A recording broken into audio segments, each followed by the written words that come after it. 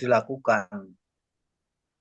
Jadi perlu ada satu pengorbanan, ada satu apa ya eh, kerendahan hati dalam untuk melakukan itu, tidak egoistis dan sebagainya. Itu ini yang ibu lakukan itu tadi dalam ceritanya itu. Ibu telah melakukan itu. Kemudian Amin. kalau unta lebih mudah masuk lubang jarum, unta itu kan tinggi, sedangkan lubang jarum kalau waktu masih di Israel dulu sana eh, itu kalau kita mau masuk Yerusalem itu ada pintu darurat gitu. Nah itu Kecil. hanya bisa untuk masuk eh, orang saja, tapi pintunya cukup besar, tapi keluar masuk memang kendaraan juga bisa masuk situ. Tapi unta sulit untuk masuk dengan kondisi yang yang biasa karena tidak mungkin karena pintunya itu kecil dan rendah. Maka ini suatu gambaran seorang unta itu dalam karakternya adalah setia taat kepada tuannya. Itu unta. Ya, jadi makanya unta itu menjadi kendaraan waktu dulu ya bangsa Israel dan bangsa yang pada waktu itu dia harus merendahkan diri agar supaya kepalanya bisa masuk menundukkan. Jadi di situ ada karakter yang bisa kita lihat peristiwa itu ada ketaatan, kesetiaan, ketundukan dan penyerahan total diri terhadap Tuhannya. Apapun Tuhan yang perintahkan dia lakukan itu. Nah, itu kira-kira gambaran sedikit apa yang kita akan sharingkan pada siang hari ini. Kira-kira itu yang mungkin bisa memberikan motivasi ataupun menggugah pemikiran dalam kita Ya, berdiskusi. ya Nah, untuk Bu Nelly, kalau ada kegiatan boleh live. Kalau nggak ada kegiatan bisa ikut. Ya, oh ya, terserah Iya, Bu Nelly. saya duluan ya, Pak. Oh ya, ya nggak apa-apa. Terima ya, kasih ya, Bu Nelly ya. Makasih banyak ya, makasih Terima kasih. banyak. Tetap semangat ya Bu Nelly ya. Sip. ya, Mantap, mantap. Ya. Oke, ya, kita di main room aja. Jadi kita baik, bertiga. baik. Ya, Ya, jadi kita akan sharing siang hari ini meskipun tinggal bertiga ya. ya. Banyak yang BCA, banyak Ya, cari alasan. tidak apa-apa. Ya, Gak apa-apa. satu dua orang. Ya, Gak eh, masalah. Tuhan, Di YouTube Tuhan ada akan. ada yang nonton di YouTube juga nih Pak. Ya, Pak. Ya, Jadi bacaan kita pada siang hari ini ada di Markus 10 ya. ya, Di Markus 10 ayat yang eh, 17 sampai 27 ini.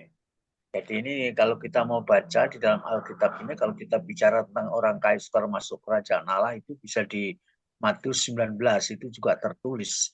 Matius 19 ayat 16 sampai 26, kemudian Lukas 18 sampai 18 sampai 27. Ya.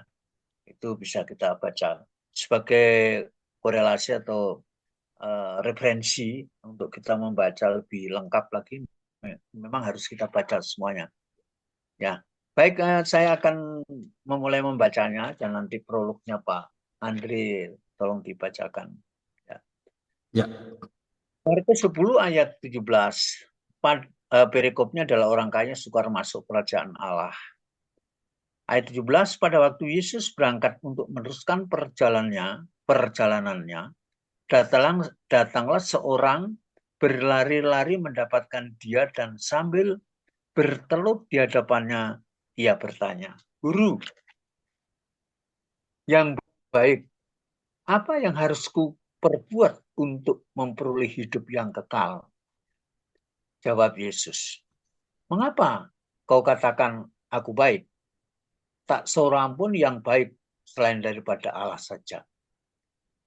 Engkau tentu mengetahui segala perintah Allah. Jangan membunuh, jangan berzina, jangan mencuri, jangan mengucapkan saksi dusta, jangan mengurangi hak orang, hormatilah ayahmu dan ibumu. Nah, ini tanda seru, ini suatu perintah. Lalu kata orang itu kepadanya, Guru, semua itu telah kuturuti sejak masa mudaku. Tetapi Yesus memandang dia dan menaruh kasih kepadanya. Lalu berkata kepadanya, hanya satu lagi kekuranganmu. Pergilah, jualah itu kepada orang-orang miskin, maka engkau akan beroleh harta di surga. Kemudian datanglah kemari dan ikutlah aku. Mendengar perkataan itu, ia menjadi kecewa, lalu pergi dengan sedih sebab banyak hartanya. Lalu Yesus memandang murid-muridnya. Lalu Yesus memandang murid-muridnya, jadi waktu itu bersama dengan muridnya, di sekelilingnya dan berkata kepada mereka, alangkah sukarnya orang yang beruang, jadi bukan beruang binatang, tapi memiliki uang yang banyak, masuk ke dalam kerajaan Allah. Murid-muridnya tercengang mendengar perkataannya itu. Tetapi Yesus menyambung lagi, anak-anakku, alangkah sukarnya masuk ke dalam kerajaan Allah. Lebih mudah seekor unta melewati lubang jarum daripada seorang kaya masuk dalam kerajaan Allah. Mereka makin gempar dan berkata seorang kepada yang lain, jika demikian siapakah yang dapat diselamatkan? Yesus memandang mereka dan berkata, bagi manusia hal itu tidak mungkin, tetapi bukan demikian bagi Allah. Sebab segala sesuatu adalah mungkin bagi Allah. Ya, amin, haleluya. Oke, saya bacakan prolognya ya. Baik, lanjut Pak. Oke. Ada Balikpapan hadir. Selamat siang, Balikpapan. Bu Aryance Katopo hadir. Apa kabar Bu Aryance? Selamat tahun baru Bu Aryance. Nah, selamat tahun baru, selamat Natal. Kia Pangana lambat masuk. Nah, ini Manado nih Pak. Manado nih Pak. Halo Bu Aryance. Ya, oke, saya bacakan prolognya ya. Tema hari ini adalah mengevaluasi dan melangkah ke depan. Oke, bacaan firman hari ini mengenai seorang anak muda yang ingin memiliki hidup yang berkenan bagi Allah. Tapi ternyata ia mengalami kesulitan. Ia kesulitan mentaati Tuhan untuk meninggalkan sesuatu yang ia sayangi. Kita juga mungkin memiliki kesulitan serupa loh dalam hal yang sama atau hal yang berbeda. Tapi Yesus berkata, segala sesuatu adalah mungkin bagi Allah. Seperti anak muda ini, tentunya setiap kita ingin memiliki hidup yang berkenan bagi Allah. Tapi apakah ada hal yang lebih saudara prioritaskan atau lebih berharga dibanding mengikuti Tuhan? Menurut saudara, hal apa yang terjadi jika kita tidak bisa melepaskan hal tersebut? Mari kita sama-sama merefleksikan diri kita dan ambil komitmen. Amin. Oke, lanjut Pak Bambang. Halo, shalom. Ya. Iya Pak, puji Tuhan Pak. Tadi Ya. saya dengar kesaksiannya Bu Nelly itu memang luar biasa ya Pak ya, tentang Ya. dia itu mengalami berbagai macam proses penderitaan, kehidupan yang begitu luar biasa sehingga dia menjadi seorang pribadi yang kuat dan tidak bersungut-sungut. Oke, kita kembali ke ayat menanggapi kesaksian Bunda Li luar biasa. Kita kembali ke ayat firman Tuhan ya Pak ya, tentang Markus ini ya Pak ya, Markus berapa tadi? Markus 10. 17 ya. Markus 10 ayat 17 sampai dengan sampai 22. Menurut saya pribadi ini tentang seorang muda yang kaya Pak ya. Ya. Ini seorang pemuda ini tidak mau meninggalkan tidak mau menjual hartanya karena dia sangat menyayangi hartanya itu, sangat mencintai hartanya. Nah, di situ dia berat untuk meninggalkan hartanya. Begitu pula dengan kita. Banyak orang Kristen mengaku orang Kristen tapi mencintai uangnya lebih daripada Tuhan Yesus. Itu Ya. tidak boleh, Pak. Tidak boleh mencintai uangnya melebihi Tuhan Yesus. Karena Tuhan Yesus itu apa ya? Tidak mencintai nyawanya sendiri loh, Pak. Untuk memberikan nyawanya sebagai ganti menebus dosa kita, Pak. Kalau Ya. Tuhan Yesus sayang nyawanya kita pasti loh, Pak. Pasti mati.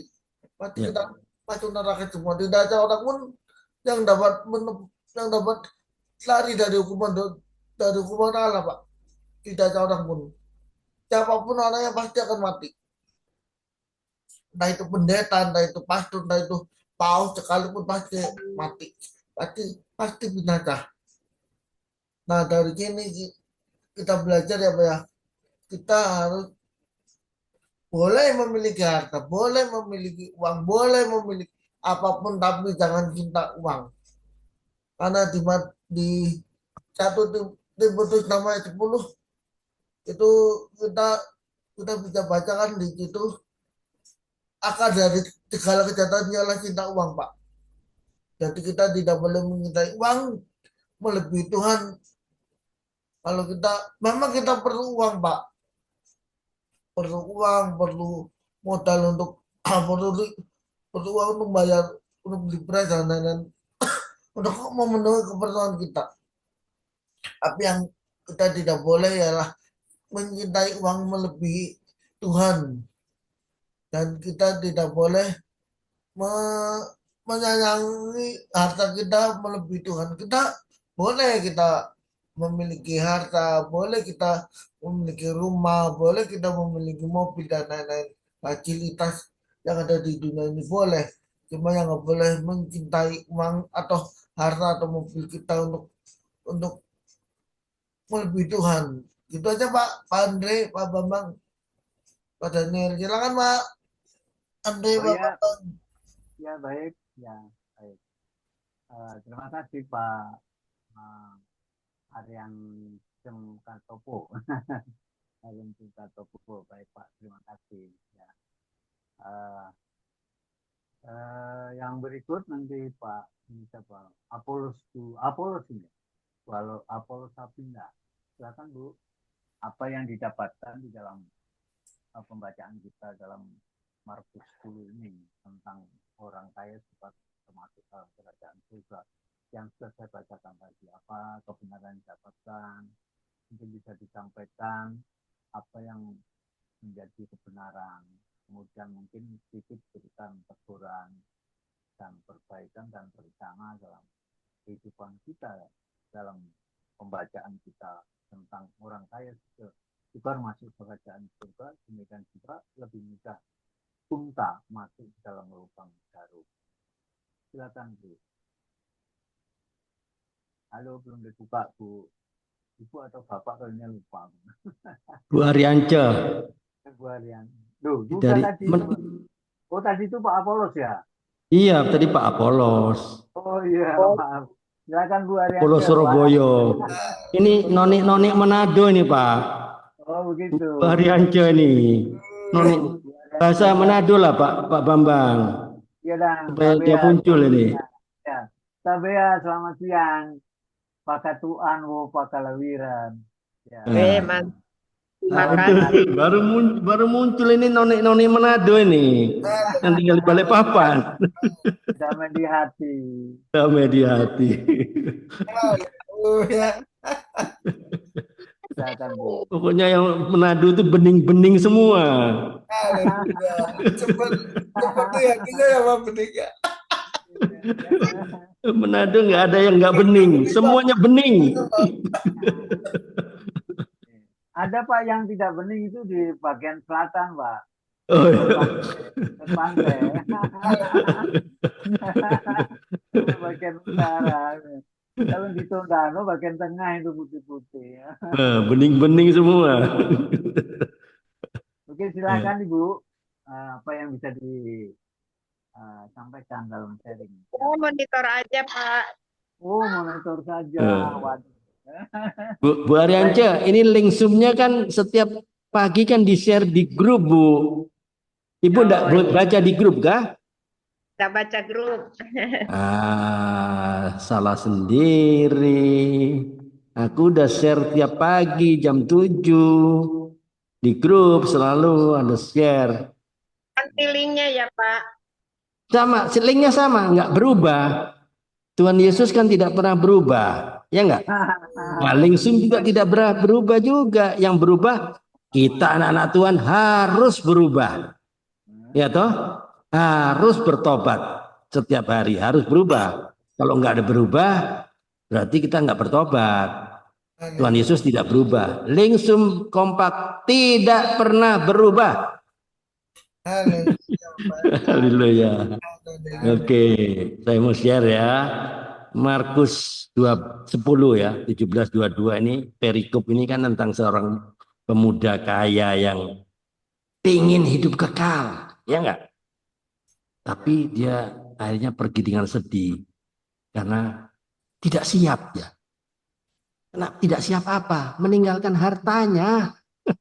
Ini loh ya, untuk mengikut Yesus kan. Ya, peristiwa ini menunjukkan apa? Keselamatan bukan untuk mematuhi hukum-hukum secara lahiriah, tapi tentang hati yang sepenuhnya menyerahkan kepada Allah. Jadi kebenaran dari Markus 10 yang diajarkan lewat Markus 10 ini apa? Keselamatan adalah panggilan untuk mengikut Yesus. Bukan mengikut yang lainnya. Mengikut Yesus. Ya. Hidup kekal tidak hanya mentaati hukum, tapi harus menyerahkan segalanya kepada Yesus kan? Ayat 21 kan? Nah, disinilah. Harta dunia tidak bisa memberi hidup kekal. Memang kita butuh. Ya, kita butuh nggak harta? Butuh untuk kelangsungan hidup kan? Tapi tidak bisa memberi hidup kekal. Ya. Perlu harta di dunia, perlu harta, Pak. Karena kita Iya. harta, Inilah. mana, Ya. Pak? Jadi kekayaan duniawi seringkali apa? Menjadi penghalang, menjadi batu sandungan untuk mengikut Tuhan dengan apa? Sepenuh hati. Ya. Karena Tuhan melihat hati kan. Bukan melihat perbuatan lahiri yang enggak. Dia melihat hati. Hati kita kemana? Ya, walaupun tadi pemuda kaya ini sudah mematuhi hukum Taurat loh. Tapi ternyata hatinya masih terikat pada kekayaan. Jadi disinilah ya saya ditegur ya lewat firman Tuhan di Markus 10 ya. Kepuasan diri dalam ketaatan hukum ya. Teguran untuk kita jangan merasa sudah cukup baik karena mematuhi aturan, tapi gagal menyerahkan hati sepenuhnya kepada Tuhan. Haleluya. Ya enggak? Sering kita gagal. Jadi karena apa? Kurangnya kesediaan untuk berkorban. Apa itu berkorban? Bayar harga. Sering kan? Ayo ikut semua. Oh saya masih sibuk lah, inilah, itulah. Banyak cari alasan. BCA. Ya nggak apa-apa. Baru suruh ikut Zoom. Apalagi yang lainnya. Ya nggak? Baru Tapi nggak di kompak sini, di Laut Afrika sana itu orang-orangnya. Nggak di sini orangnya baik-baik. Ya nggak? Orang di sana loh, di Laut Afrika yang banyak cari alasan untuk orang di Afrika sana, di Laut Afrika. Ya, pemuda ini ya di Markus 10 ini sebetulnya menegur saya juga ya, mengenai sikap tidak rela untuk memberikan apa yang kita miliki untuk mengikuti Tuhan kan. Jadi opsinya apa? Opsi yang harus saya lakukan kita harus introspeksi, self introspection, self introspeksi. Sebetulnya apa yang mengikat hati kita ini apa? Kita harus jujur jawab sendiri-sendiri lah. Apa yang mengikat hati kita? Kita harus mulai identifikasi apakah ada sesuatu dalam hidup kita. Jangan-jangan mengenai harta, mengenai status, mengenai relasi yang membuat kita sulit mengikuti Tuhan sepenuhnya. Ya, kita harus jawab sendiri-sendiri ya. Kedua, opsinya adalah belajar untuk melepaskan. Melatih diri untuk memberikan prioritas kepada Tuhan daripada hal-hal yang lain. Kita harus mengerti dulu prioritas. Ya. Ataukah prioritas kita kenyamanan duniawi? Yang ketiga, prioritasnya ya kita harus fokus memusatkan hidup kita pada Tuhan. Fokus ketaatan kepada kasih kepada Allah dan kesediaan untuk mengikuti panggilannya. Seperti tadi kan yang disaksikan oleh Ibu Nelly Bangun ini, ya setia saja. Walaupun tidak mudah kan, tidak mudah dia, tapi dia setia aja, ikut saja. Ya, jadi intinya ya harus berkorban, walaupun ada pengorbanan di situ. Tapi dia jalani terus nih, dengan enjoy kelihatannya ya. Padahal kalau saya jadi dia nggak tahan, ya nggak tahan nggak gitu, nggak tahan ya. Ya tapi dia wah luar biasa. Nah komitmennya apa? Komitmen saya mau berkomitmen untuk menyerahkan segala sesuatu kepada Tuhan, untuk tidak membiarkan hal-hal lain ya, harta atau kenyamanan duniawi yang menghalangi relasi saya dengan Tuhan. Itu dulu. Harus mengikut Yesus dengan sepenuh hati, hidup dengan dalam ketaatan, ya, bukan sekedar taat kepada aturan. Ya, bukan sekedar taat kepada aturan. Nah, kesimpulannya ya, komitmennya ya itu tadi, terus harus membayar harga, rela, kita rela dibentuk, ya toh, rela dibentuk, rela diproses. Jangan banyak protes supaya ada progres. Apa itu progres? Ada kemajuan. Kalau kita protes kira-kira ada kemajuan nggak? Nggak ada. Seperti timnas dilatih begitu kuat sama Sintayong, ya kan? Semua orang tahu kan? Sintayong ngelatih kan sampai muta-muta itu anak buahnya. Haleluya. Itu, tapi itulah supaya dia bisa masuk babak selanjutnya. Kalau dia tidak diproses, dia banyak protes sama pelatihnya. Kira-kira Indonesia bisa masuk babak selanjutnya enggak? Nggak bisa, Pak. Nggak bisa. Diproses sama Sintayong pelatihnya, kira-kira enak nggak? Nggak enak. Enak. Suruh lari, nggak ada bola ini, nggak ada bola, tapi kamu lari cepat keliling lapangan. Bolanya mana? Nanti. Sekarang lari dulu, gitu dia. Lari. Saya mau main bola, kok suruh lari, kan gitu. Jangan banyak protes supaya ada progres. Tuhan kan begitu juga. Ngelatih, kasih ini Bro Apolos, kasih handicap, kasih problem ini, problem itu. Ya, tapi Bro Apolos apa protes? Enggak protes, tapi pasti ada progres. Mungkin Bro Apolos enggak rasakan progres itu, tapi orang lain bisa melihat. Beda. Bro Apolos 5 tahun yang lalu sama sekarang kira-kira beda nggak? Beda. Iya nggak? Diproses enak nggak diproses? Nggak enak. Enak, Pak. Nggak enak. Tapi rela, oke, nggak apa-apa, jalan. Nah, disitulah. Oke, terima kasih. Pak Bambang kenapa terlempar tadi? Terlempar kah? Tertutup, mikrofonnya tertutup. Mikrofonnya tertutup. Ya, Sudah Pak, cuacanya mendung Pak. Jadi Terlempar. Haleluya. Kita iya juga Pak. betul Pak Lade. Ah, Iya. Surabaya betul juga. Surabaya posisi Surabaya. Baik Pak. kita terlempar. Haleluya.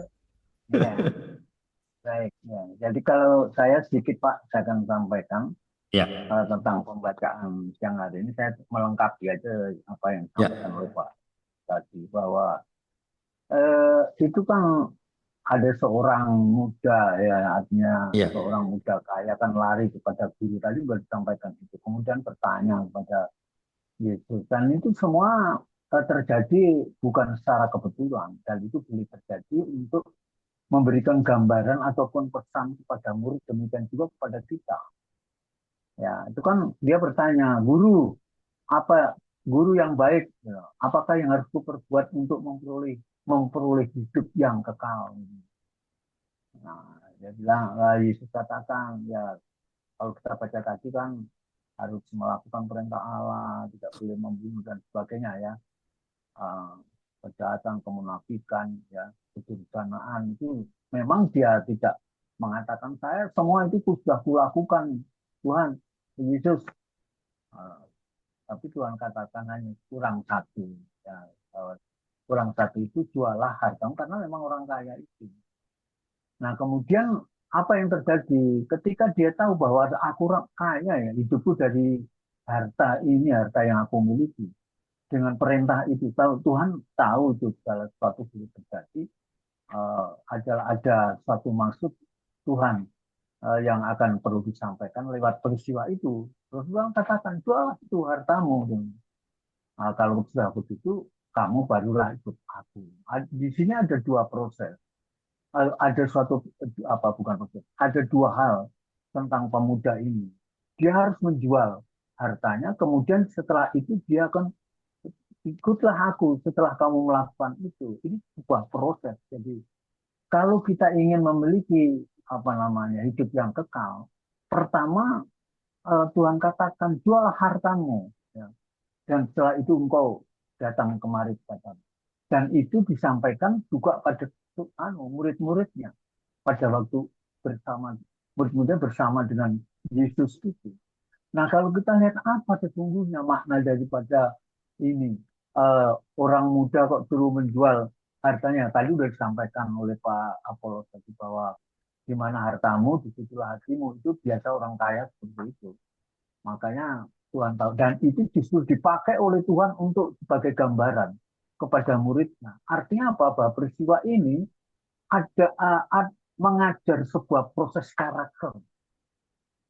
Ya, wah, dengan sedih hati dia menjual. Tuhan tahu jika engkau mau ini karena dia tahu tidak mungkin akan mau menjual dengan begitu saja dia sangat berat hatinya. Tetapi itu harus dilakukan. Nah, kenapa orang kaya ini dalam hidupnya mungkin saya tidak tahu hasilnya dari apa ya ya, kayaknya mungkin memeras ataupun berbuat ya korupsi dan sebagainya artinya berat jadi di sini kelihatan bahwa dia memiliki harta untuk dirinya sendiri maka disuruh menjual nah apa maknanya bahwa ingin mengajar proses pemuda ini memiliki kasih dalam hidupnya makanya kan di kata berikutnya kata orang kemudian Tuhan Yesus katakan sesudah itu berikanlah kepada orang miskin kan begitu Pak di ayat berapa itu ya kalau kita baca berikan sesudah itu kepada orang miskin dan setelah itu kamu punya jadi memberi jadi itu orang kaya ini tidak apa berat untuk memberi maka dihajar dengan cara begitu tepat sekali dengan satu perumpamaan demikian juga ketika kita tidak memiliki kasih jangan harap memiliki hidup yang kekal dari Allah itu sudah pasti kalau tidak memiliki kasih coret sama Tuhan suku kehidupannya dibuang nah, itu yang satu Pak kemudian kata yang berikut kan dia katakan setelah itu Tuhan mengatakan juga kepada murid-muridnya kata yang berikut apa yang dikatakan lebih ini yang ayat 25 lebih mudah seekor unta melewati lubang jarum daripada seorang kaya masuk ke dalam kerajaan Allah. Mengapa unta yang menjadi gambaran daripada Yesus pada itu kok masuk di lubang jarum? Nah, kalau kita tahu Pak, lubang jarum itu maksudnya adalah pintu darurat. Pintu darurat pada waktu di Yerusalem itu Pak, kalau kita mau masuk, ini dalam sejarah. Kalau kita mau masuk kota Yerusalem, itu ada pintu yang besar Pak, pintu utama. Ketika pada waktu malam hari ditutup, maka orang itu bisa masuk melalui pintu darurat ini, yang pintunya rendah dan tidak lebar, cukup gitu. Nah, maka perumpamaan ini apa? Karena harus unta itu dibawa oleh tuannya masuk ke Yerusalem, kota Yerusalem, harus lewat itu. Nah, Yesus itu mengambil perumpamaan itu, Pak, kepada muridnya. Ini loh, kamu tahu toh, apa itu unta kok bisa masuk di lubang jarum? Lihat, dan memang betul, Pak, bisa masuk. Tapi ada proses untuk masuknya itu. Disitulah makna daripada hidup, Pak. Jadi unta itu adalah sebuah kendaraan bangsa Yahudi waktu itu. Membawa berat, kemudian ditunggangi. Nah, ketika dia harus masuk itu, maka beban yang dibawa oleh unta itu harus diturunkan dulu, Pak. Setelah itu apa? Dia harus tunduk, merendahkan tubuhnya. Ya. Kemudian kepalanya harus tunduk, masuk, tunduk sampai ke tanah, dia harus bisa masuk itu terus dia merangkak. Jadi makna dari unta ini luar biasa. Jadi gambaran orang kaya, kemudian seekor unta itu melengkapi kepada kita agar supaya kita memiliki kerajaan Allah. Pertama kita harus memiliki kasih. Kemudian kita harus meninggalkan beban kehidupan kita, yaitu beban kehidupan duniawi. Kita harus hidup di dalam kebudisan ataupun hidup dalam kehendak Tuhan, hidup di dalam Tuhan. Jadi kita harus meninggalkan beban kita untuk kita bisa masuk ke dalam. Kemudian yang ketiga, unta itu taat, Pak. Ada ketaatan karena apapun tuannya katakan dia ikuti. Coba kalau kita lihat di film-film atau itu, kalau dia bilang juragan atau tuannya duduk, dia duduk, merangkak. Berarti ada ketundukan, ketaatan, kesetiaan kepada tuannya. Ya. Kemudian kepalanya itu gambaran satu ketundukan, tunduk dia. Setelah dia tunduk kepalanya serendah-rendahnya sampai ke tanah itu, baru dia bisa masuk ke dalam kerajaan surga. Itulah sebabnya maka kesimpulannya Pak, menurut saya, bahwa bagaimana kita untuk bisa masuk ke hidup kekal itu, atau masuk kehidupan, masuk kerajaan Allah, kerajaan surga, dan kita diselamatkan masuk kota Yerusalem yang baru itu, maka yang pertama dari gambaran kedua itu, pertama, kita tidak harus terus hidup dalam kedagingan. Tinggalkanlah beban duniawi. Ya, lepaskan cinta harta dunia.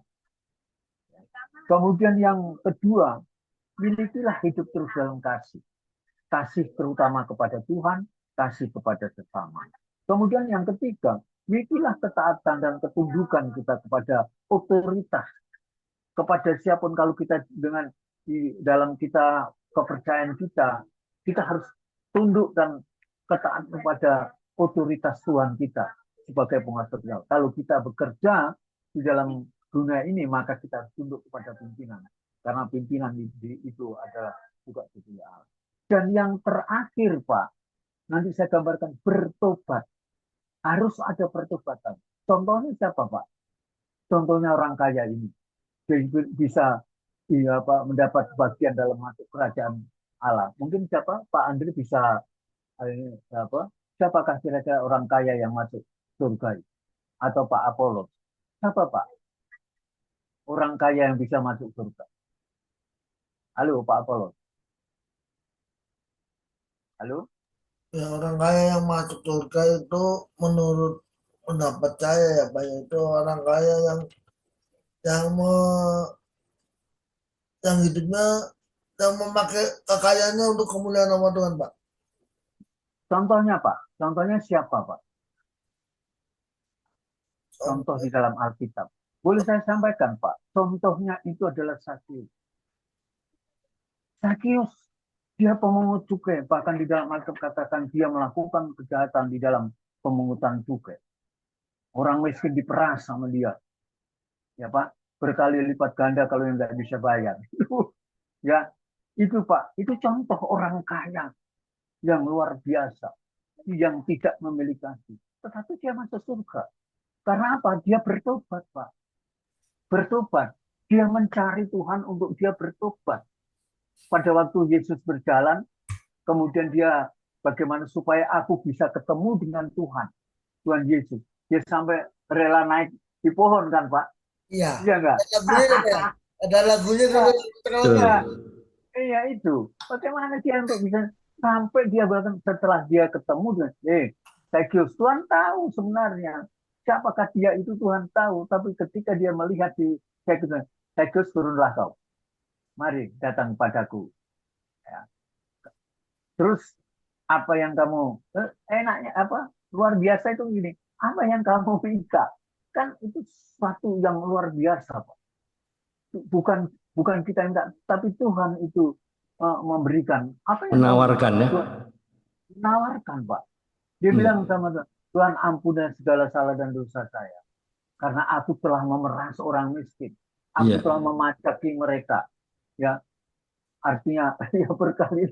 Akhirnya apa dia menyatakan, aku bersyukur bisa ketemu dengan engkau. Aku bertobat tidak melakukan lagi perbuatanku. Bahkan kalau tidak salah dia nyatakan, itu akan kukembalikan semua, bahkan kuberikan 2 kali lipat. Itu kan luar biasa itu. Artinya apa, Pak? Ada pertobatan. Akhirnya Tuhan katakan, Sakius, engkau apa namanya berkenan. Ya. Jadi kalau di kalau kita lihat ceritanya, Sakius itu sebuah orang kaya yang mau memiliki bahagian di dalam masuk dalam kerajaan surga karena dia bertobat, Pak. Ada pertobatan. Dan yang tadi sudah disampaikan, mencari Tuhan. Carilah aku, carilah Tuhan. Pak. Demikian juga kiranya pada siang hari ini pesan ini boleh saya sampaikan. Mari kita terus mencari Tuhan. Bagaimana kita untuk mencari Tuhan? Caranya adalah di Kompas. Jangan BCA. Jangan BCA. Tetap kita terus diperbaharui ya. Amin.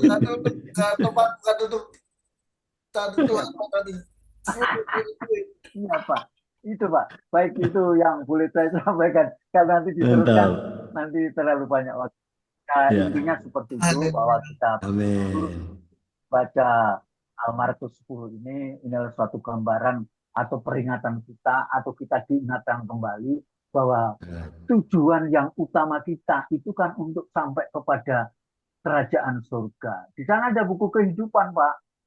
Jadi nanti kalau kita baca dalam Wahyu itu kan ketika orang mau diadili itu dibuka dulu buku kehidupannya, Pak. Bambang, dilihat dulu. Oh kamu tahu Bambang ya? Nah, sebentar dilihat. Oh ya, masuk. Setelah itu si Paimin atau Paijo, kamu banyak merosal orang itu. Banyak BCA. BCA, banyak BCA. Jangan, Tuhan tahu. Ya, saya itu kalau sama Pak Andri udah, saya sempat-sempatkan meskipun dalam perjalanan kalau saya sempat saya ikut masuk mantap walaupun ya monitor ya. Nah kebetulan ini Pak Andri saya ada longgar waktunya puji Tuhan. Oke. Ya kira-kira itu Pak Andri yang bisa saya sampaikan. Oke, lengkap sudah ya.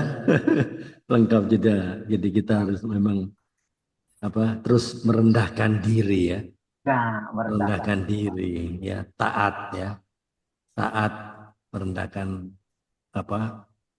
hati kita untuk terus taat ya. Ya. Oke, lanjut Pak Bambang. Sesi terakhir. Ya, sesi yang terakhir kita akan mengakhiri pertemuan siang hari dengan sesi terakhir kita akan bersama-sama untuk saling mendoakan. Dan kita tinggal 3 gelintir. Tetap banyak. Di YouTube banyak Pak. Di YouTube banyak nih. Oh banyak ya. Luar biasa.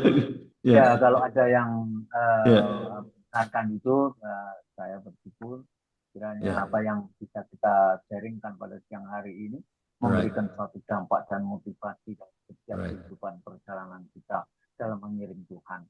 Supaya Amin. kita tidak jatuh dalam dosa dan pada akhirnya kita tidak meresi kerajaan Allah.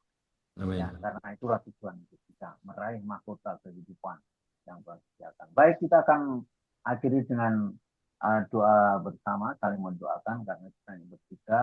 Silakan Pak Apolos, mungkin ada yang didoakan, baik itu pribadi maupun saudara atau keluarga, dan silakan Pak. Iya, Pak.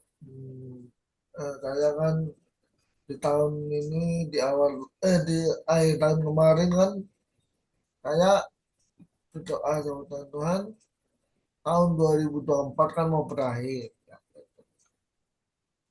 Memasuki tahun 2025, apa yang harus saya lakukan Tuhan? Kan Tuhan yang jawab gini, engkau harus mengampuni orang-orang yang menyakiti hatimu, hati engkau. Terus saya berpikir kembali, siapa ya kira-kira yang menyakiti hati saya? Bisa jadi keluarga saya, bisa jadi sahabat saya, bisa jadi orang-orang di sekitar saya, entah itu keluarga, entah itu sahabat, entah itu bahkan orang yang pernah dekat sekalipun dengan saya bisa menyakiti hati saya. Maka ini pesan Tuhan yang cukup apa ya, dibilang berat bagi kebanyakan orang di sini gagal untuk hal pengampunan, Pak Andre, Pak Bambang. Ya. Jadi, saya meminta kepada Pak Andre sama Pak Bambang supaya mendoakan, supaya topang terus saya dalam doa supaya saya mampu untuk menjalankan perintah Tuhan sampai akhir 2025 ini tetap bisa mengampuni orang-orang yang pernah menyakiti hati saya, dan bahkan keluarga saya juga tidak tidak tidak tutup tidak menutup kemungkinan keluarga saya ikut andil dalam menyakiti hati saya, Pak. Jadi Ya. saya meminta kepada Pak Bambang, Pak Andi dan Pak Bambang supaya undangan saya terus, supaya saya tetap bisa menjalankan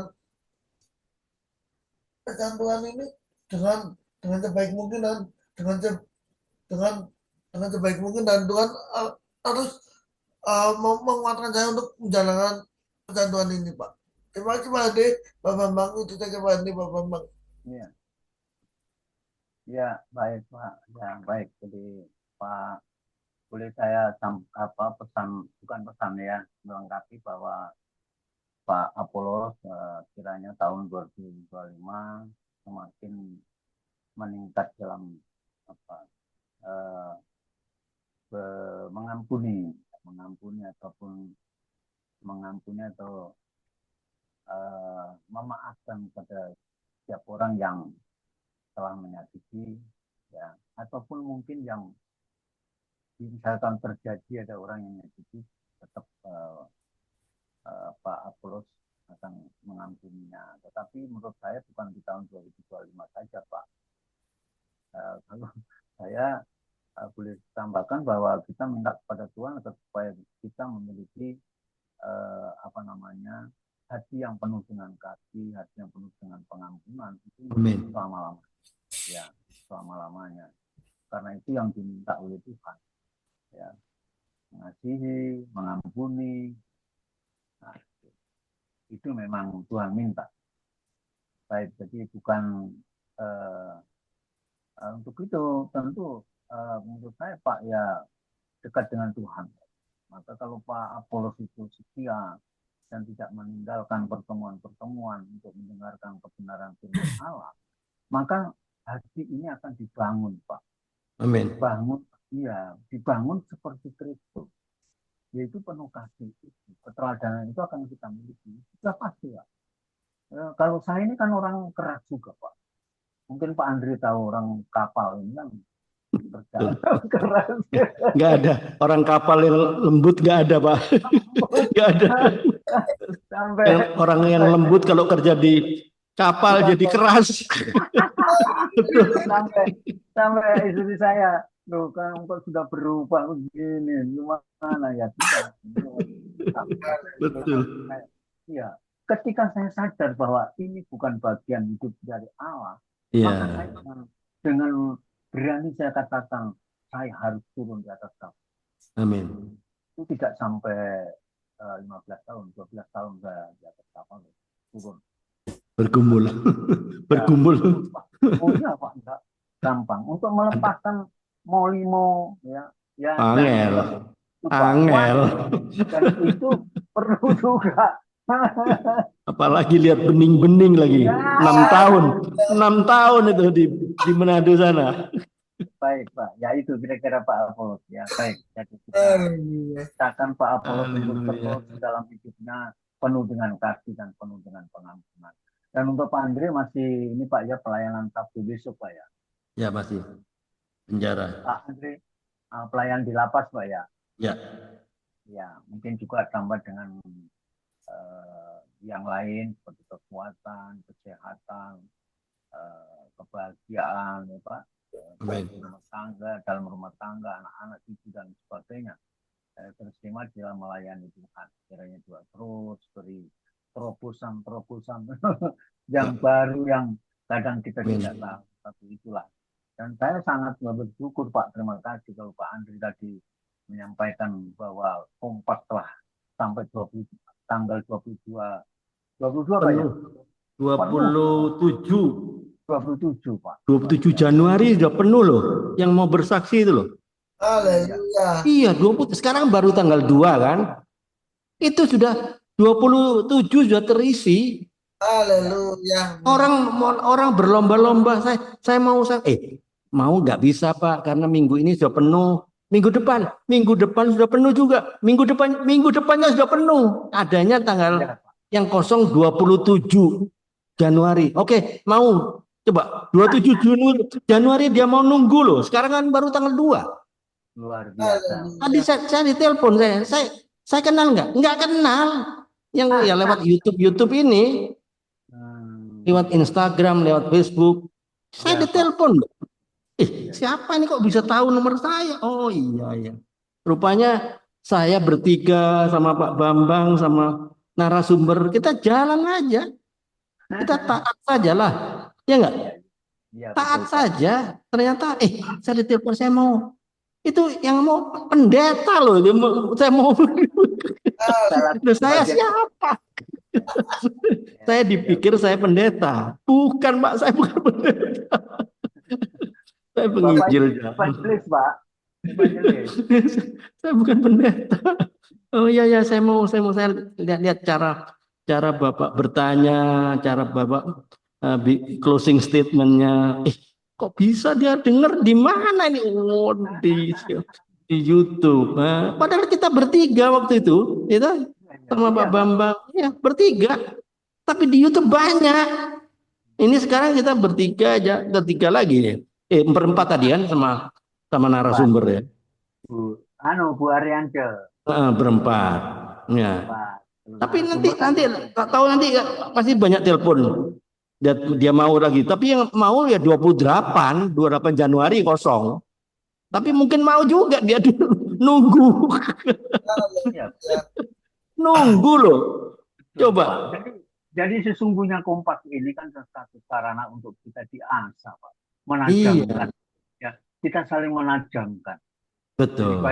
Ya, kita ini seperti kalau menurut saya kita kawah Sondro di muka Pak untuk kita bisa kawah Gatot Koco ya. Gatot Koco balung besi otot kawat ini kan lewat kawah Chandra di Muko. Nah, iya itu. Jadi kita bisa melakukan apa pesan Tuhan untuk kita lakukan itu kita harus melalui ini sebuah latihan. Taat sajalah. Pokoknya taat saja. Mau datang mau teman-teman mau datang mau enggak peduli, saya jalan sajalah. Ya, baik. Ya, baik Pak. Amin. Jadi untuk selanjutnya kita akan akhiri. Saya mohon kepada Pak Andre untuk mendoakan Pak Apolos, kemudian saya nanti mendoakan Pak Andre, kemudian saya juga sekaligus untuk Pak Apolos apa yang didoakan? Baik, saya ulang bahwa Pak Apolos. Ya, mohon kiranya Pak Apolos itu terus diperbaharui dalam hati untuk selalu mengampuni dan penuh dengan kasih kepada sesama, baik itu yang yang telah menyakitinya atau mungkin ada orang yang akan menyakitinya, ya supaya dia lebih mengasihi, bukan dengan respon marah-marah dan sebagainya. Dan itu bukan untuk tahun 2025. Kiranya kita doakan untuk sepanjang kehidupan Pak. Karena menjadi saksi Tuhan. Silakan Pak Andri. Oke. Alright. Segala puji syukur hanya bagimu Tuhan. Bapa di surga, kami bersyukur pada siang hari ini, kesempatan berkompak siang ini, di virtual Zoom ini kami bersama dengan Pak Bambang, Bro Apolos dari Surabaya, yang walaupun dia sibuk tapi tetap terus meluangkan waktunya untuk terus mendalami firman Tuhan, untuk terus mencari Engkau, agar supaya Pak Apolos punya stok damai sejahtera yang ada di hatinya, agar tidak mudah disesatkan oleh iblis. Ya Bapa, Tuhan yang penuh kasih, kami datang ke hadirat-Mu saat ini untuk memohon kasih karunia-Mu bagi Bro Apolos. Engkau adalah Allah yang panjang sabar dan penuh belas kasihan yang telah mengampuni setiap kami melalui anak-Mu, Yesus Kristus, yang mau mati buat kami, untuk menebus kami dari dosa. Kami berdoa agar Engkau Tuhan mau terus melunakkan hatinya Bro Apolos yang mungkin kadang-kadang ada gejolak naik turun. Suatu saat Tuhan ajar dia Roh Kudus, biarlah Roh Kudus yang mengajari dia untuk melepaskan setiap kepahitan, sakit hati, atau bahkan rasa kecewa yang mungkin saat ini dia rasakan. Buka mata hatinya, buka mata rohaninya untuk melihat betapa besar pengampunan yang telah Engkau berikan kepada setiap kami, terutama kepada Bro Apolos. Sehingga Bro Apolos juga dapat memiliki kekuatan untuk mengampuni orang lain, sehingga dia tidak menyimpan kepahitan, sakit hati, atau sejenisnya. Dan mau melepaskan kepahitan hanya di dalam nama Tuhan Yesus Kristus. Biarlah Roh Kudus-Mu terus memenuhi hati dan pikirannya, menggantikan rasa sakit hati mungkin oleh saudara-saudara kandungnya, oleh teman-temannya, oleh sahabat-sahabatnya, sekalipun mungkin ada mereka yang kelepasan kata-katanya tidak sengaja atau mungkin sengaja membuli Bro Apolos. Ampuni dia Tuhan, beri dia Bro Apolos kekuatan untuk terus mengampuni Tuhan.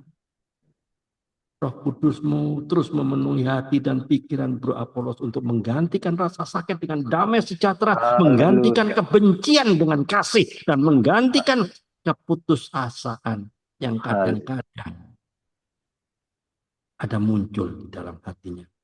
Saya percaya Bro Apolos punya pengharapan. Ingatkan Bro Apolos terus ya Tuhan, bahwa pengampunan adalah satu-satunya jalan menuju pemulihan dan kebebasan sejati. Amin. Sehingga Bro Apolos mendapatkan suatu perubahan hidup. Perubahan bukan suatu perubahan sampai terjadi perubahan itu. Kami percaya Tuhan bahwa Engkau sedang bekerja saat ini dalam hidup Bro Apolos untuk terus memurnikan hatinya dan membentuknya menjadi pribadi-pribadi yang terus mencerminkan kasih-Mu. Memang tidak mudah, tapi saya percaya untuk itulah Bro Apolos dipanggil. Untuk itulah bersama Kristus Bro Apolos akan melakukan perkara-perkara besar. Tuhan Yesus bilang besar, bukan setengah besar atau agak besar. Tuhan Yesus sendiri yang berkata, bersama dia akan melakukan, Bro Apolos akan melakukan besar. Berkati usahanya di online, sehingga Tuhan akan gerakkan pembeli-pembeli dari utara, selatan, timur, barat untuk berbondong-bondong. Haleluya. Untuk terus memberkati usahanya. Sehingga Pak Apolos terus dapat memberkati banyak orang lain. Sehingga orang lain bisa melihat ada Kristus di dalam hati Bro Apolos. Ada Kristus di dalam mata Bro Apolos. Bro Apolos yang sekarang 2025 beda dengan Bro Apolos zaman dulu. Bapa di surga, biarlah dia terus mendapat kekuatannya hanya dari Engkau Tuhan, bukan dari yang lainnya. Dalam nama Tuhan Yesus Kristus, kami serahkan hidup Bro Apolos untuk kemuliaan nama-Mu. Amin. Haleluya. Maha besar Allah Bapa kami yang bertakhta di dalam kerajaan surga. Bapa di dalam nama Tuhan Yesus Kristus. Tibalah kami akan mengakhiri pertemuan kami siang hari ini. Namun kami sungguh Tuhan bersyukur, sangat bersyukur kepadamu. Kalau siang hari ini Engkau masih menyertai kami. Hadirat-Mu ada bersama dengan kami. Sehingga Kau juga memberikan berkat-Mu lewat firman Allah yang sudah kami sharingkan bersama Bapa. Terima kasih Bapa. Biarlah firman Allah pada siang hari ini mengingatkan kami, menegur kami, bahkan membentuk hidup kami, membentuk kami bejana-bejana yang baru, yang Kau telah perbaharui lewat firman. Itulah yang menjadi iman kami, keyakinan kami. Bahwa ketika kami mendengar firman-Mu, tidak akan sia-sia. Tetapi justru kami, Engkau memberikan kekuatan kepada setiap kami, agar supaya hidup kami seturut dengan kehendak-Mu. Yaitu hidup di dalam kebenaran-Mu, Tuhan.